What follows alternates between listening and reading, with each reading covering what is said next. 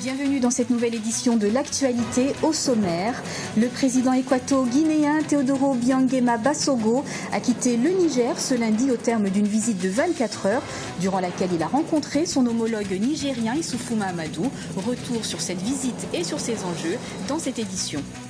Le nord du Mali sur le qui-vive depuis les affrontements qui ont eu lieu ce dimanche dans la ville de Ménaka, et ce malgré la signature d'un accord de paix vendredi dernier. Et puis du sport en fin d'émission avec les préparatifs de la CAN 2017 au Gabon. Le président équato-guinéen Teodoro Obiang-Nguema Basogo était en visite ce lundi au Niger. Le président, qui a entrepris une réforme dans le secteur des hydrocarbures, s'est exprimé à Niamey en faveur du commerce interafricain avant d'inviter ses homologues africains à investir massivement dans son pays. Au terme de cette visite de 24 heures, un accord de coopération a été signé entre le Niger et la Guinée équatoriale. Le point avec Ibrahima Dioumaba. Nouvelle perspective dans les relations nigéro-équato-guinéennes. Le séjour de 24 heures du président Teodoro Obiang-Nguema Basogo à Niamey a permis de raffermir les liens entre les deux pays. Résultat de cette visite, la mise en place d'un accord de coopération. Une coopération axée sur plusieurs secteurs tels que le transport aérien, le commerce, l'investissement et l'agriculture.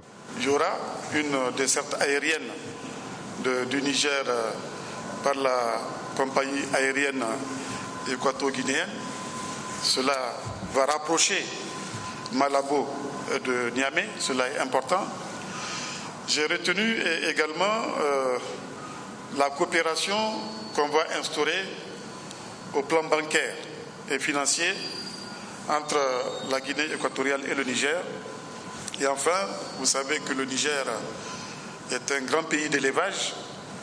Nous allons construire, et ici à Niamey, un abattoir frigorifique de référence entre les deux pays. Du côté équato-guinéen, la coopération qui se met en place se situe dans le cadre d'un vaste programme pour favoriser l'intégration africaine. Nous pouvons travailler pour avoir une échange dans plusieurs domaines. En même temps, nous, les Africains, nous savons l'erreur de nous effectuer les visites entre nous. Seulement, nous pensons aller à la capitale de notre ancien puissant colonial. Nous pensons que nous devons commencer à encourager à notre peuple de connaître les pays africains. Deuxième activité après l'agriculture, l'élevage au Niger représente 11% du PIB national et 35% du PIB agricole. La Guinée équatoriale, quant à elle, veut diversifier ses sources de revenus fortement tributaires du pétrole. L'expérience de l'un pourrait servir à l'autre, notamment dans le secteur de l'agriculture. Une commission mixte des deux États va être mise en place pour rendre effective cette coopération. Les partis politiques burkinabés s'affairent aux préparatifs de la présidentielle d'octobre prochain. Ce dimanche, l'avocat Benewende Sankara a été désigné candidat des sankaristes pour ce scrutin d'envergure. Ce fut à l'issue de la convention pour le renouveau des sankaristes tenue les 16 et 17 mai dernier. Ce samedi, l'UPC, l'Union pour le progrès et le changement, s'est quant à elle rassemblée dans l'arrondissement 7 de la capitale burkinabé, Ouagadougou. Un meeting auquel ont pris part de nombreux membres du bureau politique national du parti, dont le président Zéphirin Diabré que nous écoutons. La notion d'opposition actuellement n'a plus grand sens par rapport à ce qu'elle était il y a quelques mois lorsque nous étions tous face au CDP et à ses alliés. Donc il faut avoir ça à l'esprit. Aujourd'hui, nous sommes dans une reconfiguration politique tout à fait complète et nouvelle. Et donc il est normal que chacune des formations d'abord s'organise en interne et voit l'élection présidentielle d'abord comme étant un scrutin auquel elle va participer en tant que parti politique. Nous, à l'IPC, c'est un secret de polichinelle. Nous sommes déjà sur le terrain dans des tournées préélectorales que nous avons commencé depuis le mois de janvier et qui sont un peu la préfiguration de notre campagne électorale. Et nous aurons l'occasion dans les semaines à venir d'avoir, à une date qui sera fixée, d'avoir un congrès pour présenter officiellement notre candidat. De la même manière, les autres partis politiques aussi sont sur le terrain. Certains sont à la phase de désignation de leur candidat, non pas en tant que parti, mais en tant que mouvance, comme ça a été le cas des sankaristes. Donc chacun d'abord va passer cet exercice-là. Est-ce qu'à la suite de ça, maintenant, il y aura des alliances, des regroupements? Je pense qu'il faut attendre de voir. Burkina Faso toujours, Mariam Sankara, la veuve du président burkinabé assassiné en 1987, a été entendue pour la première fois par le juge d'instruction ce lundi à Ouagadougou. Pour sa première audition dans le cadre de l'enquête sur l'assassinat de son époux, la veuve de Thomas Sankara a été entendue pendant 8 heures par le juge d'instruction militaire en présence de 4 avocats.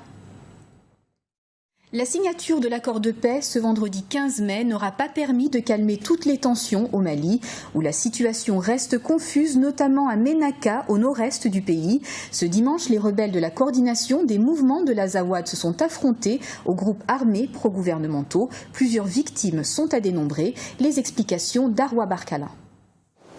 Des coups de feu ont encore été entendus ce dimanche 17 mai à Ménaka. Dans le nord du Mali, malgré la signature d'un accord de paix vendredi, le groupe armé pro-gouvernemental, le Gassia, persiste à vouloir défendre la ville, tandis que l'Azawad insiste pour en reprendre le contrôle. Ils ne sont pas d'accord parce que la preuve avec le lendemain de la signature, donc la partie de la CEMA qui a signé, celui qui a signé au nom de la CEMA, Mohamed Ag, il a été démis de ses fonctions.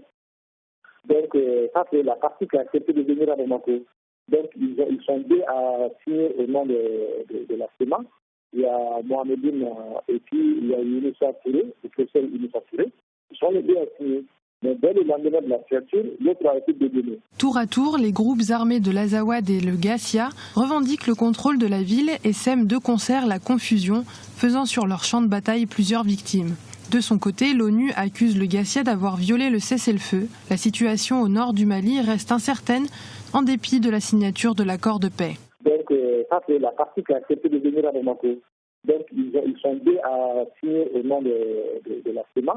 Il y a Mohamed et puis il y a Younoussa Touré, le professeur Younoussa Touré. Ils sont les deux à signer.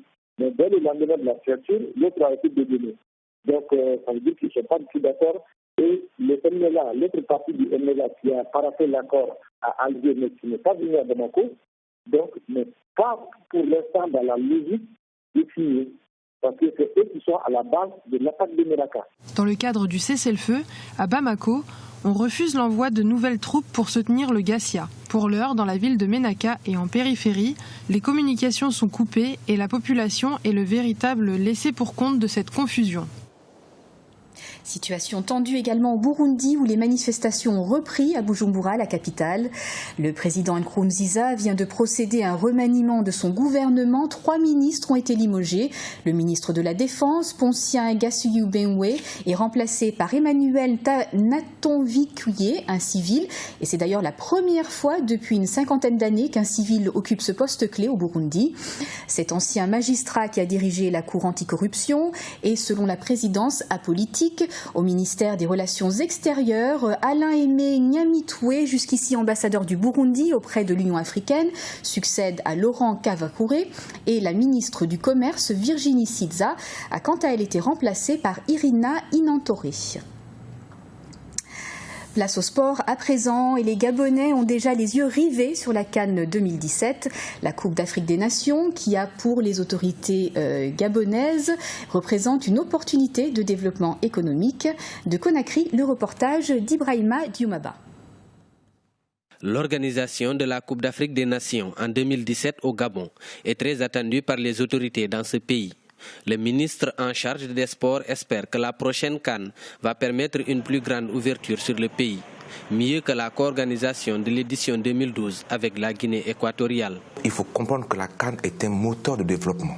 Il ne faut pas seulement voir la CAN comme le côté spectacle, le côté sportif.